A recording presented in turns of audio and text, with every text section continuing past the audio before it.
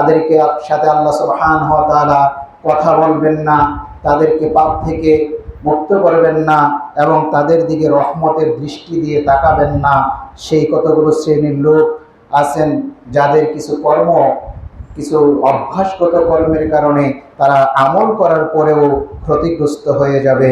দ্বিতীয় বিষয়টি যেটি আলোচনা করব সেটি হচ্ছে কিছু নিষিদ্ধ কাজ, হারাম কাজ, যেগুলো করলে পরে আল্লাহ এবং আল্লাহর রাসূল এবং ফেরেশতাগণের লানত আরোপ করে থাকেন।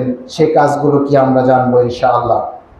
সম্মানিত উপস্থিতি, ঈমান আমল বিনষ্টকারী কিছু আমল, যে আমলগুলো আমরা করে থাকি এবং আমরা এগুলো অভ্যাসগতভাবে করে ফেলেছি, কিন্তু আমাদের জানা নেই যে এই কাজগুলোর পরিণাম এত ভয়াবহ, যেগুলো পাপগুলো দেখতে ছোট অথচ তার পরিণতি অনেক ভয়াবহ।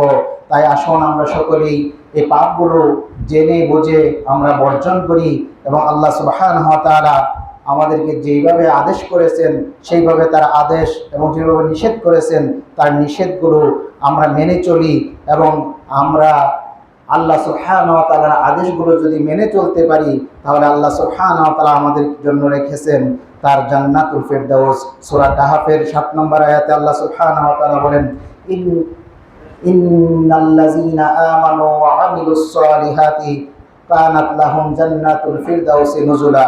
এখানে আল্লাহ সুবহানাহু ওয়া তাআলা বলছেন, নিশ্চয়ই যারা ঈমান এনেছে এবং সৎকর্ম করেছে তাদের জন্য রয়েছে জান্নাতুল ফিরদাউস। আর যারা এই কাজগুলো করার পরেও এই খারাপ কাজগুলোর সাথে জড়িত থাকবেন তাদের জন্য রয়েছে জাহান্নাম অবধারিত। সম্মানিত উপস্থিতি, এই পাপগুলো দেখতে অনেক ছোট এবং আমরা অভ্যাসে পরিণত করে ফেলেছি, অথচ এই পাপগুলোর শাস্তি অনেক ভয়াবহ। আল্লাহ সুবহানাহু ওয়া তাআলা তিনি আমাদেরকে কিছু আদেশ করেছেন এবং কিছু কাজ থেকে নিষেধ করেছেন। যে কাজগুলো নিষেধ করেছেন সেগুলো থেকে বেঁচে থাকা ফরজ, যেগুলো আদেশ করেছেন সেগুলো পালন করাও ফরজ। সম্মানিত উপস্থিতি, আল্লাহ রাসূল সাল্লাল্লাহু আলাইহি ওয়াসাল্লাম তিনি বলেন, 3 শ্রেণীর লোকের উপর হাশরের ময়দানে আল্লাহ সুবহানাহু ওয়া তাআলা রাগান্বিত থাকবেন। আল্লাহ সুবহানাহু ওয়া তাআলা তাদের দিকে তার রহমতের দৃষ্টি দিয়ে তাকাবেন না, তাদের সাথে কথা বলবেন না এবং তাদেরকে পাপ থেকে মুক্ত করবেন না। আসুন জানি সেই লোকগুলো কারা। আবু যর রাদিয়াল্লাহু তাআলা আনহু হতে বর্ণিত সহিহ মুসলিম এবং সহিহ তিরমিজি, নাসাই, আবু দাউদ শরীফে এসেছে। এই হাদিসগুলো প্রত্যেকটি কিতাবে তারা বর্ণনা করেছেন। আবু যর রাদিয়াল্লাহু তাআলা আনহু হতে বর্ণিত, রাসূল সাল্লাল্লাহু আলাইহি সাল্লাম তিনি বলেন, কিয়ামতের দিন 3 শ্রেণীর লোকের সাথে আল্লাহ সুবহানাহু ওয়া তাআলা কথা বলবেন না, তাদেরকে পাপ থেকে মুক্ত করবেন না, তাদের দিকে রহমতের দৃষ্টিতে তাকাবেন না। তখন আবু যর রাদিয়াল্লাহু তাআলা আনহু তিনি বললেন, হে আল্লাহর রাসূল, তারা কারা? যাদের দিকে আল্লাহ সুবহানাহু ওয়া তাআলা রাগান্বিত হয়ে থাকবেন, তাদের দিকে আল্লাহ সুবহানাহু ওয়া তাআলা রহমতের দৃষ্টিতে তাকাবেন না, আল্লাহ সুবহানাহু ওয়া তাআলা তাদের দিকে কথা বলবেন না, তাদেরকে পাপ থেকে মুক্ত করবেন না। তখন রাসূল সাল্লাল্লাহু আলাইহি সাল্লাম বলেন, সেই ব্যক্তিগুলো হলো যারা টাকনোর নিচে কাপড় পরে এবং যারা দান করে খোটা দেয় এবং যারা মিথ্যে শপথ করে পণ্য বিক্রি করে। এই অভ্যাসগুলো আমাদের মধ্যে অহরহ দেখবেন। অধিকাংশ মানুষ তারা টাকনোর নিচে কাপড় পরে তাই এটাকে পাপই মনে করে না, অথচ রাসূল সাল্লাল্লাহু আলাইহি সাল্লাম বলছেন, কঠিন ভাষায় বলছেন, যারা টাকনোর নিচে কাপড় পরবে তাদের সাথে আল্লাহ সুবহানাহু ওয়া তাআলা হাশরের ময়দানে কথা বলবেন না, তাদের উপর রাগান্বিত হয়ে থাকবেন, তাদেরকে পাপ থেকে মুক্ত করবেন না, তাদের সাথে রহমতের দৃষ্টিতে তাকাবেন না। এটা হলো 1 নাম্বার, হচ্ছে যারা টাকনোর নিচে কাপড় পরে। 2 নাম্বার হচ্ছে যারা কাউকে কোনো কিছু দান করে, দান করার পর সেটা আবার হোটা দিয়ে বেড়ায়। তখন আল্লাহ সুবহানাহু ওয়া তাআলা বলছেন, তাহলে ওই শ্রেণীর লোকের উপর আল্লাহ সুবহানাহু ওয়া তাআলা হাশরের ময়দানে রাগান্বিত অবস্থায় থাকবেন। তারপরে তৃতীয় যে ব্যক্তিটির কথা বললেন, সেই ব্যক্তি হচ্ছে যারা ব্যবসা করেন, মিথ্যে কসম করে সেই ব্যবসা পণ্যটাকে বিক্রি করেন।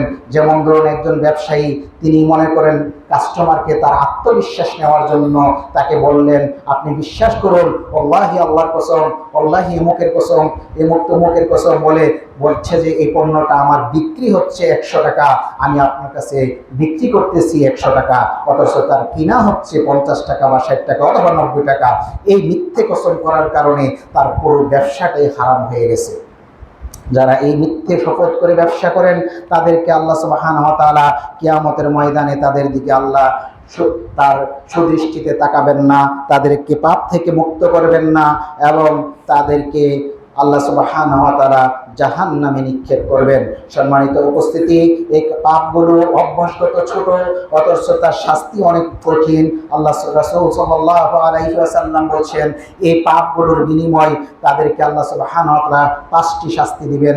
তার মধ্যে একটি হচ্ছে বিচারের মাঠে আল্লাহ সুবহানাহু ওয়া তাআলা তাদের সাথে কথা বলবেন না। দ্বিতীয়টি হচ্ছে আল্লাহ সুবহানাহু ওয়া তাআলা হাসরের ময়দানে তাদের দিকে তাকাবেন না। তৃতীয়টি হচ্ছে আল্লাহ সুবহানাহু ওয়া তাআলা তাদেরকে পাপ থেকে মুক্ত করবেন না। চতুর্থ হচ্ছে আল্লাহ সুবহানাহু ওয়া তাআলা কঠিন ও যন্ত্রণাদায়ক শাস্তি তাদের জন্য প্রস্তুত করে রেখেছেন। এবং পঞ্চমটি হয়েছে যার তাদের জন্য রয়েছে জাহান্নামের সুসংবাদ। সুসংবাদ জাহান্নামের কখনো সুসংবাদ হতে পারে না, সুতরাং তাদের জন্য রয়েছে জাহান্নামের কঠিন আযাব। তাহলে আপনি আমি চাই দেখি আমাদের মধ্যে অভ্যাসগত পাপগুলো আছে কিনা। যদি থাকে, আজকেই সেগুলো থেকে বর্জন করতে হবে, সেগুলো থেকে আমরা মুক্ত থাকতে হবে। নতুবা ঈমান আমল করার পরেও, সালাত আদায় করার পরেও, সিয়াম পালন করার পরেও আমাদেরকে জাহান্নামে নিক্ষেপ করবেন। সম্মানিত উপস্থিতি, রাসূল সাল্লাল্লাহু আলাইহি ওয়াসাল্লাম আরেকটি হাদিসে বলেন, সহিহ মুসলিমে হাদিসটি এসেছে, আবু হুরায়রা রাদিয়াল্লাহু তাআলা আনহু হতে বর্ণিত, তিনি বলেন রাসূল সাল্লাল্লাহু আলাইহি সাল্লাম বলেন, 3 শ্রেণীর লোকের উপর আল্লাহ সুবহানাহু ওয়া তাআলা রাগান্বিত থাকবেন। তাদেরকে পবিত্র করবেন না, তাদের সাথে কথা বলবেন না, তাদের উপরে রহমতের দৃষ্টি দিয়ে তাকাবেন না। তখন তারা জিজ্ঞেস করলেন, তারা কে আল্লাহর রাসূল? তখন রাসূল সাল্লাল্লাহু আলাইহি সাল্লাম তিনি বলেন, ব্যভিচারী, বৃদ্ধ এবং মিথ্যাবাদী শাসক, রাষ্ট্রপ্রধান এবং অহংকারী দারিদ্র লোক। এই 3 শ্রেণীর লোক যারা এই অভ্যাস যাদের মধ্যে রয়েছে, তাদেরকে আল্লাহ সুবহানাহু ওয়া তাআলা কিয়ামতের ময়দানে তাদের কাছে তাদের দিকে সুদৃষ্টি দেবেন না, তাদেরকে পবিত্র করবেন না এবং তাদের সাথে কথাও বলবেন না। এখানে ব্যভিচারী, বৃদ্ধ কেন বলা হলো? জিনা এমনিতেই পাপ হারাম, কিন্তু যদি যৌবন বয়সে জিনা করা হয়, এখানে যৌবন বয়সের জিনার কথা কেন উল্লেখ করলেন না? এখানে কেন বৃদ্ধ বয়সের ব্যভিচারের কথা উল্লেখ করেন? তার একটি কারণ রয়েছে। কারণ ইয়াং বয়সে যখন আপনার যৌন কাম ভাব বেশি থাকে, তখন যদি কোনো একটা ভুল করে ফেলে, তাহলে আল্লাহ সুবহানাহু ওয়া তাআলা তাকে এরকম শাস্তির কথা বলেননি। তেমনি অন্যান্য হাদিস এবং অন্যান্য কোরআনের আয়াত দিয়েও রাসূল সাল্লাল্লাহু আলাইহি সাল্লাম আমাদেরকে জানিয়ে দিয়েছেন, যদি কোনো ব্যক্তি অবিবাহিত অবস্থায় জেনার পাপ করে তাহলে তার শাস্তি একরকম, আবার যদি কোনো ব্যক্তি বিবাহিত অবস্থায় জেনার পাপ করে তার শাস্তির অবস্থা আরেক রকম। তার কারণ কি? তার কারণ হচ্ছে অবিবাহিত অবস্থায় যখন যৌবন আসে, নতুন যৌবন টকবক করে, তখন যদি কোনো ব্যক্তি পাপে লিপ্ত হয়ে যায়, তখন তার শাস্তি হচ্ছে তাকে 80টি ডোরা মেরে গ্রাম থেকে বের করে দেওয়া। আর যদি কোনো ব্যক্তি বিবাহিত অবস্থায় কোনো নারী অথবা পুরুষ জিনায় লিপ্ত হয়, তাদেরকে রাসূল সাল্লাল্লাহু আলাইহি সাল্লাম বলছেন, তাদেরকে মাটির নিচে বুক পর্যন্ত গেড়ে পাথর মেরে তাদেরকে রজম করতে হবে, তাদের মৃত্যু নিশ্চিত করতে হবে। তাহলে এই দুইটি শাস্তির মধ্যে ফারাক কেন করলেন? এটা বয়সের জন্য ফারাক করলেন। তার কারণ হচ্ছে, যখন একজন বিবাহিত পুরুষ তার নিজের ঘরে স্ত্রী থাকা সত্ত্বেও সে যখন আরেকটি ব্যভিচার করতে যায়, তখন তার পাপ হয় দ্বিগুণ। আল্লাহ রাসূল সাল্লাল্লাহু আলাইহি সাল্লাম এই জন্য এই হাদিসে বলছেন, যদি কোনো বৃদ্ধ বয়সে যদি কোনো ব্যভিচার করে, তাহলে তার দিকে আল্লাহ সুবহানাহু ওয়া তাআলা কিয়ামতের ময়দানে তার দিকে সুদৃষ্টি দিবেন না, তার সাথে কথা বলবেন না, তাকে পাপ থেকে মুক্ত করবেন না।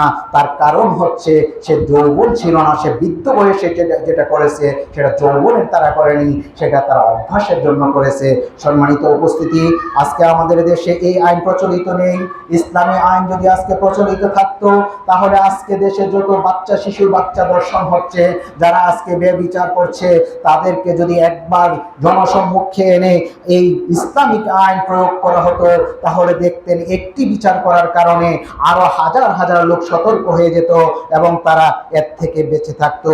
সম্মানিত উপস্থিতি, রাসূল সাল্লাল্লাহু আলাইহি ওয়াসাল্লাম বলেন, 5 শ্রেণীর লোক যখন তারা 5টি পাপ কাজে লিপ্ত হয় তখন তাদের ভিতরে ঈমান থাকে না, তখন তারা মুমিন থাকে না। তার একটি হচ্ছে যখন জিনাকারী লোক যখন জিনা করে তখন তার ভিতরে ঈমান থাকে না। দ্বিতীয় হচ্ছে যখন চোর চুরি করে তখন তার ভিতরে ঈমান থাকে না। 3 নাম্বার হচ্ছে যখন কোনো মানুষ নেশা দ্রব্য পান করে, যখন মানুষ নেশা করে তখন তার ভিতরে ঈমান থাকে না। যখন ডাকাত যখন ডাকাতি করে, ছিনতাইকারী যখন ছিনতাই করে তখন তার ভিতরে ঈমান থাকে না। আর যখন আমানতদারের কাছে আমানত রাখা হয়, রাষ্ট্রীয় আমানত যখন খেয়ানত করে তখন ওই ব্যক্তির ঈমান থাকে না। এই কথা রাসূল সাল্লাল্লাহু আলাইহি ওয়াসাল্লাম বলেন। সম্মানিত উপস্থিতি, আমরা জানবো যে রাসূল সাল্লাল্লাহু আলাইহি ওয়াসাল্লাম 3টি কবিরা গুনার কথা বলেছেন। যেই কবিরা গুনাহ হচ্ছে সমস্ত পাপের মধ্যে শ্রেষ্ঠ পাপ, শ্রেষ্ঠ কবিরা গুনাহ, সেই 3টি পাপ সম্পর্কে আমরা জানবো। রাসূল সাল্লাল্লাহু আলাইহি ওয়াসাল্লাম তিনি বলেন, আবু বকর নুফাই ইবনে হারিস রাদিয়াল্লাহু তাআলা আনহু হতে বর্ণিত, হাদিসটি বুখারী, মুসলিম, তিরমিজি বর্ণনা করেন। রাসূল সাল্লাল্লাহু আলাইহি ওয়াসাল্লাম বলেন, তিনি বলেন, আল্লাহ সুবহানাহু ওয়া তাআলার কাছে সবচেয়ে 3টি বড় পাপ হচ্ছে, একটি হচ্ছে আল্লাহর সাথে কাউকে শরীক করা, দ্বিতীয়টি হচ্ছে পিতামাতার অবাধ্য হওয়া, আর তৃতীয়টি হচ্ছে মিথ্যা সাক্ষী দেওয়া। যদি কোনো ব্যক্তি 3টি কাজ করেন তাহলে তিনি তওবা করে ঈমান ফিরিয়ে নেওয়া পর্যন্ত তওবা ছাড়া এই পাপগুলো ক্ষমা হয় না। তার মধ্যে সবচেয়ে বড় পাপ সেটি হচ্ছে আল্লাহর সাথে শিরিক করা।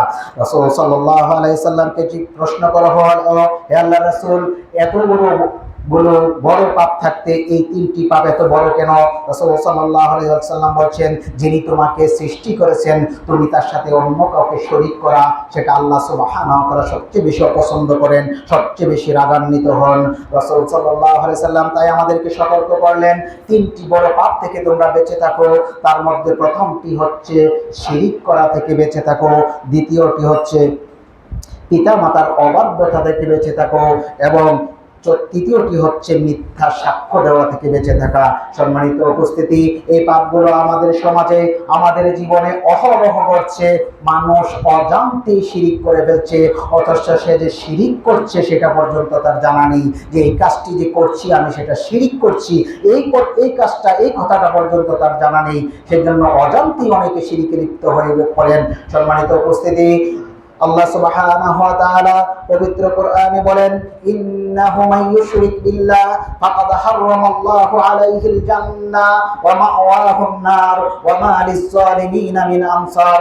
নিশ্চয়ই যারা আল্লাহর সাথে শরীক করে আল্লাহ সুবহানাহু ওয়া তাআলা তাদের জন্য জান্নাতকে হারাম করে দেন, তাদের চিরস্থায়ী বাসস্থান হয় জাহান্নাম, এবং তাদের জন্য পরকালে কোনো আনসার নেই, কোনো সাহায্যকারী নেই। তাই শিরিক থেকে বেঁচে থাকা একান্ত জরুরি।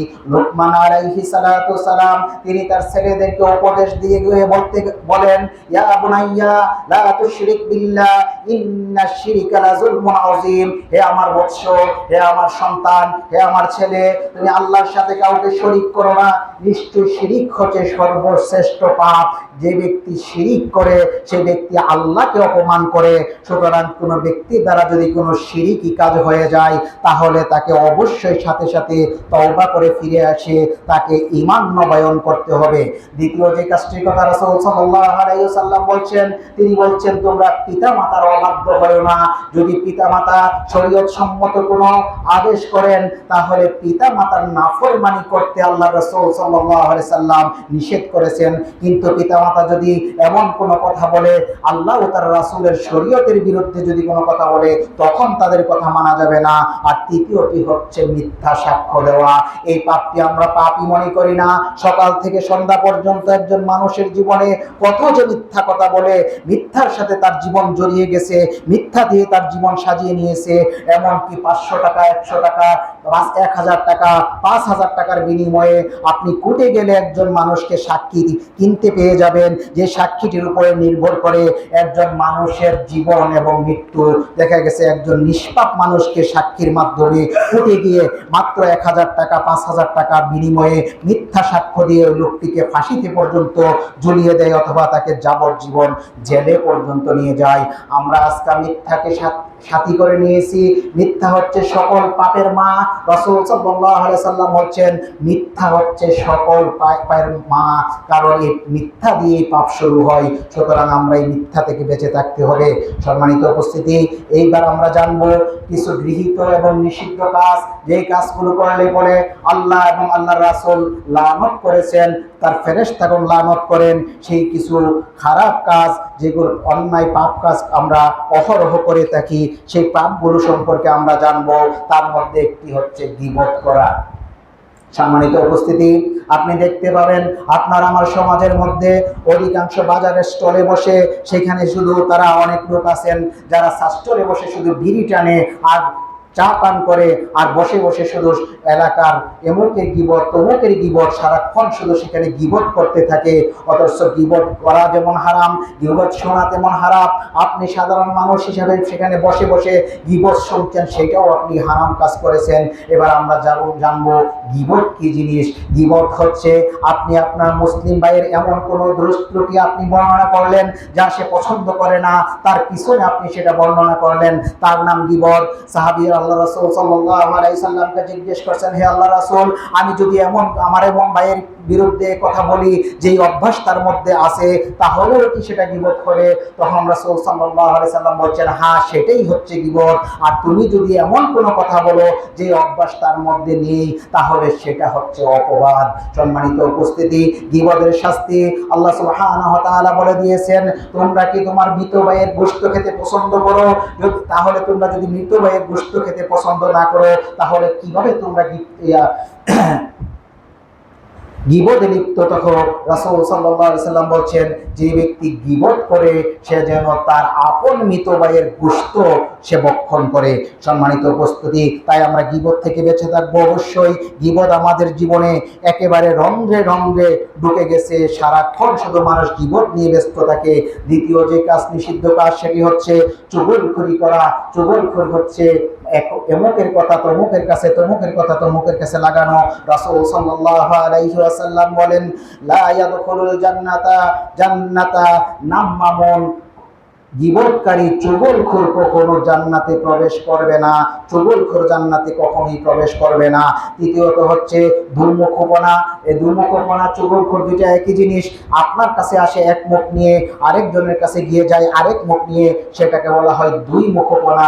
রাসূল সাল্লাল্লাহু আলাইহি সাল্লাম বলছেন, এই দুর্মুখপনা যারা করবে তাদের জন্য জাহান্নাম প্রস্তুত করে রাখা হয়েছে। 4 নাম্বার হচ্ছে আন্দাজ ও অনুমান ও কুল ধারণা করা।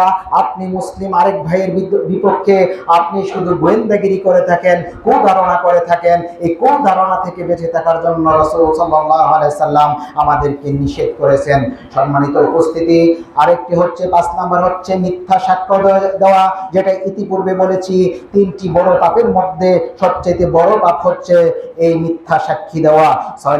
6 নাম্বার হচ্ছে কোন মুসলিমকে অন্যায়ভাবে গালিগালাজ করা। এক মুসলিম আরেক মুসলিমকে কখনো গালিগালাজ করতে পারে না। যদি এক মুসলিম আরেক মুসলিমকে গালিগালাজ করলো, তাহলে তিনি ফাসিকি কাজ করলো, এবং এক মুসলিম ভাই যদি আরেক মুসলিম ভাইকে হত্যা করলো, তাহলে সে কুফরি করলো।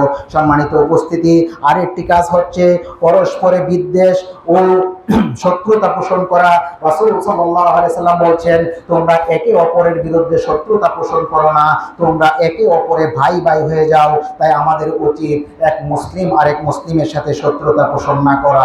সম্মানিত উপস্থিতি, রাসূল সাল্লাল্লাহু আলাইহি সাল্লাম আরেকটি পাপের কথা বললেন, যে পাপটি হচ্ছে কুধারণা এবং গোয়েন্দাগিরি করা, যেটা ইতিপূর্বে বলেছি। আমরা একে অপরের পিছনে লেগে থাকি, সে কোথায় যাচ্ছে, সে কি করতেছে, তার নিজের গোয়েন্দাগিরি করি অপরের, অথচ নিজের মধ্যে সেই পাপ রয়ে গেছে, সেই দিকে আমরা সতর্ক সাবধান হই না।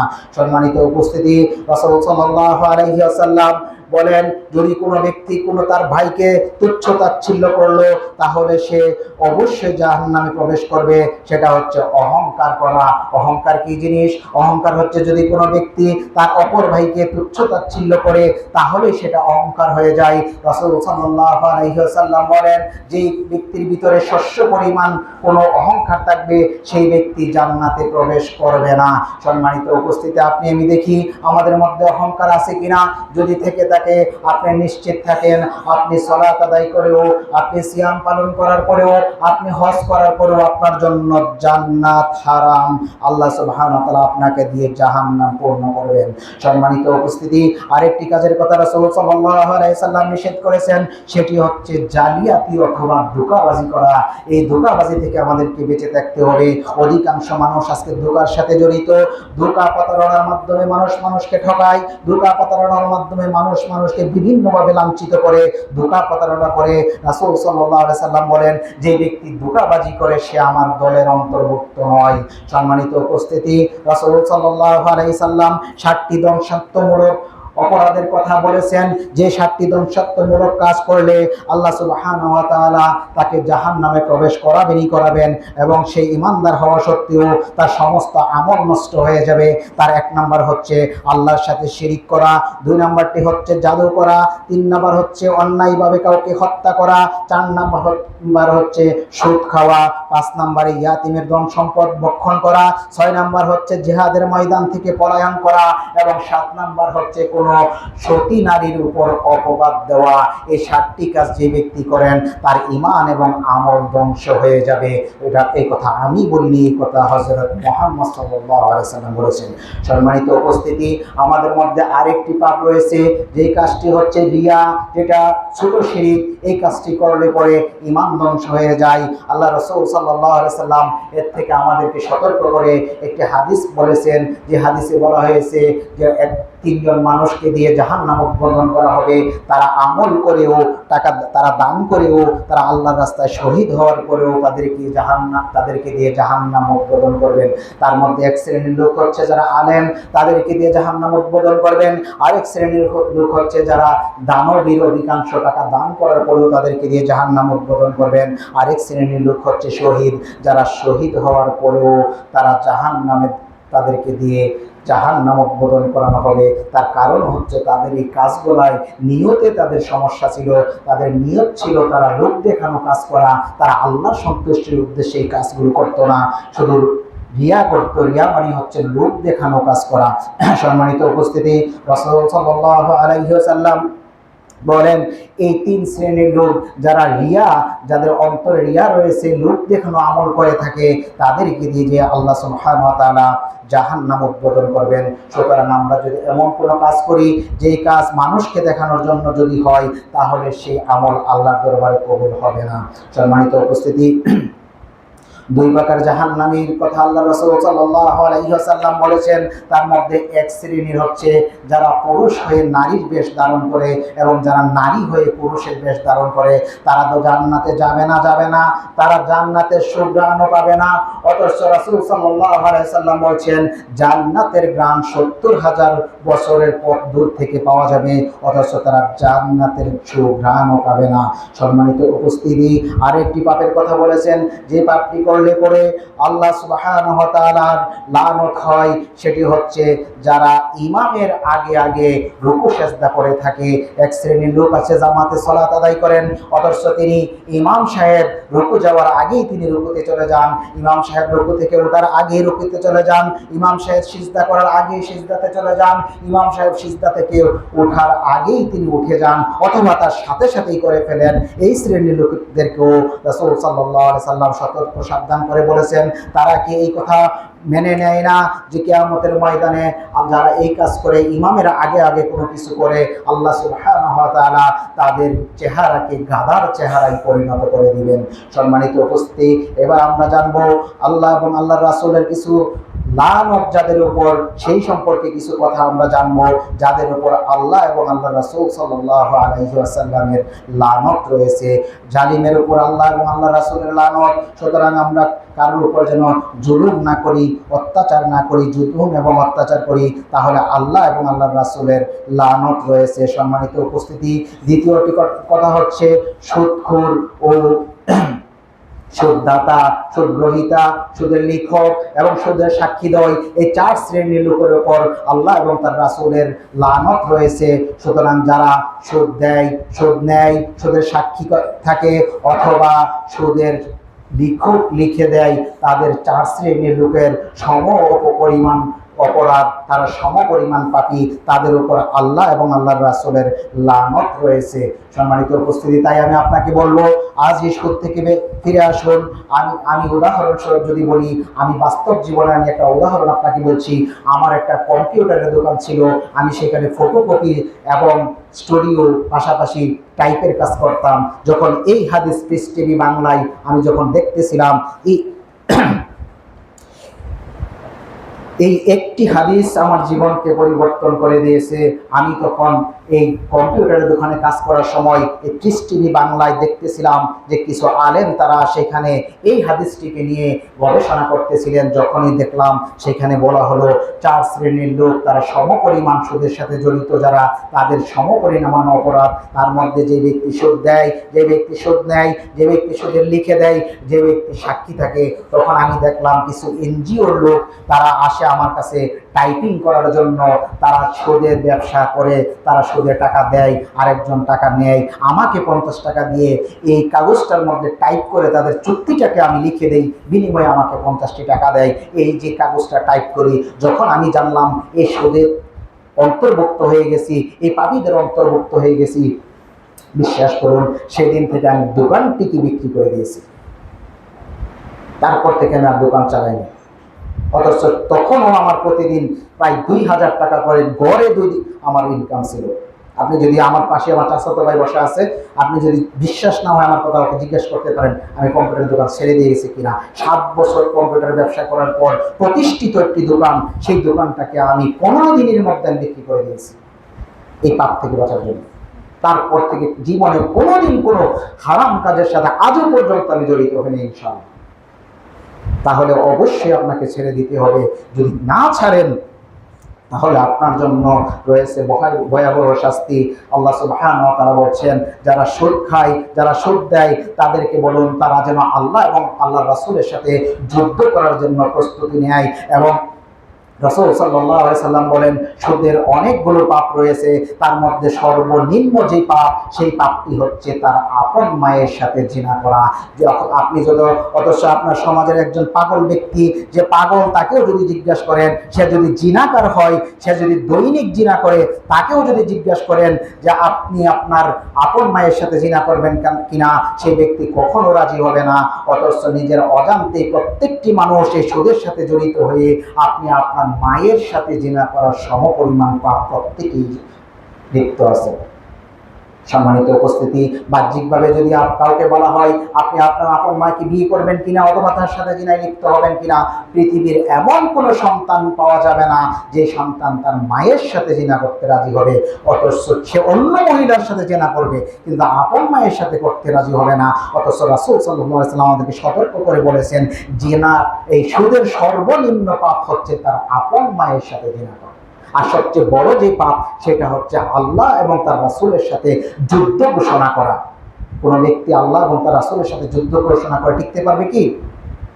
তাহলে অবশ্যই আমরা এই সুদ থেকে আমরা বেঁচে থাকবো।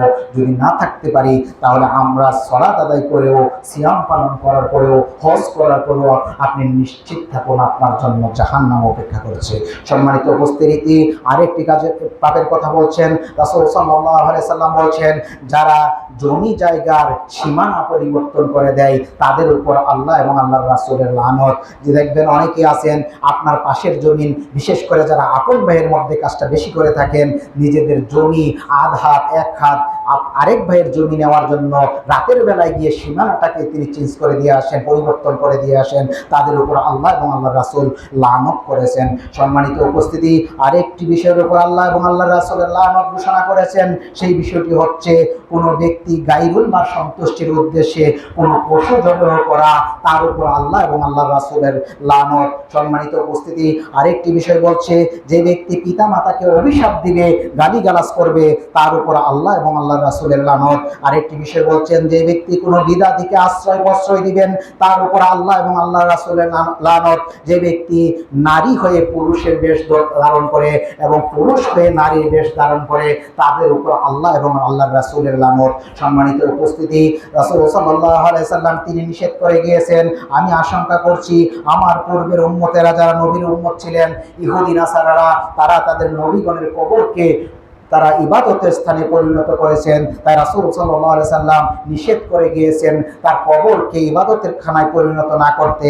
তাই যারা কবরকে ইবাদত খানায় পরিণত করে, তাদের উপর আল্লাহ এবং আল্লাহর রাসূলের লানত। তারপর হচ্ছে পরচুলা এবং গায়ে টাট্টু আঁকা, যে ব্যক্তি টাট্টু এঁকে দেয়, পরচুলা লাগায়, তাদের উপর আল্লাহ এবং আল্লাহর রাসূলের লানত। তারপরে রাসূল সাল্লাল্লাহু আলাইহি সাল্লাম যে কথাটি বলেছেন সেটি হচ্ছে সমস্ত প্রকার নেশাদার দ্রব্য যারা অভ্যাস আছে, যারা নেশাদার দ্রব্য পালন করে, যারা নেশা দ্রব্যের সাথে মিশ্রিত হয়ে গেছে, সেটা হোক গাঁজা, সেটা হোক ফেন্সিডিল, সেটা হোক জর্দা, সেটা হোক বিড়ি সিগারেট, এমন নেশাদার দ্রব্য যারা সেবন করেন, তাদের উপর আল্লাহ এবং আল্লাহ রাসূলের লানত। সম্মানিত উপস্থিতি, তাই আমরা নেশা জাতীয় যে দ্রব্য আছে সেগুলো থেকে অবশ্যই আমরা ফিরে থাকবো।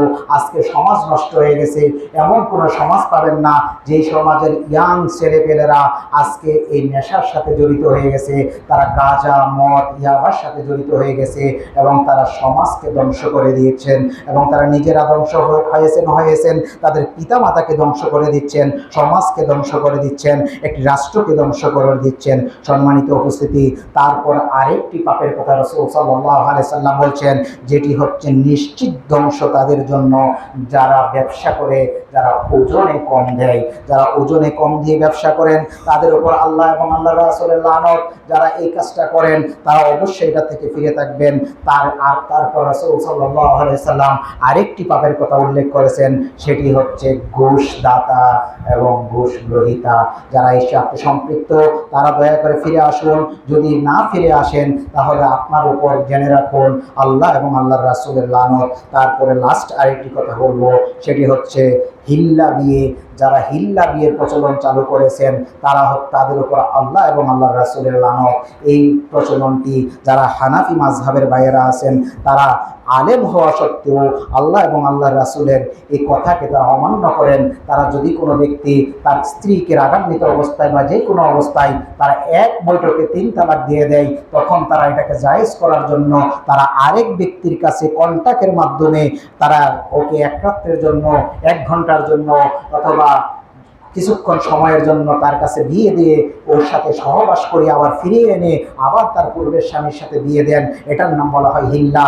যারা এই হিল্লার কাজ করেন তাদের উপর আল্লাহ এবং আল্লাহর রাসূলের লানত। সুতরাং যারা এই পাপের সাথে জড়িত আছেন, নিজে একটু চোখ বন্ধ করে নিজেকে নিজে যাচাই করে দেখুন এই কোনো একটি পাপের সাথে আপনি জড়িত আছেন কিনা।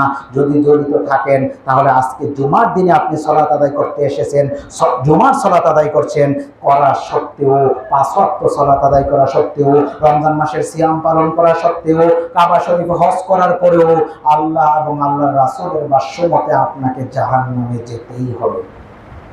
তাই আসুন আমরা এই পাপগুলো থেকে বেঁচে থাকি, নিজেকে বাঁচিয়ে রাখি, নতুবা আমাদের ঈমান এবং আমলকে ধ্বংস করে দেবে এই পাপগুলো, যার পরিণাম হবে জাহান্নামের ভয়াবহ শাস্তি। আল্লাহ সুবহানাহু ওয়া তাআলা আমাদেরকে এই পাপগুলো থেকে বেঁচে থাকার তৌফিক দান করুন। সকলে বলি আল্লাহুম্মা আমিন। ওয়া আখিরু দাওয়ানা আলহামদুলিল্লাহি রাব্বিল আলামিন।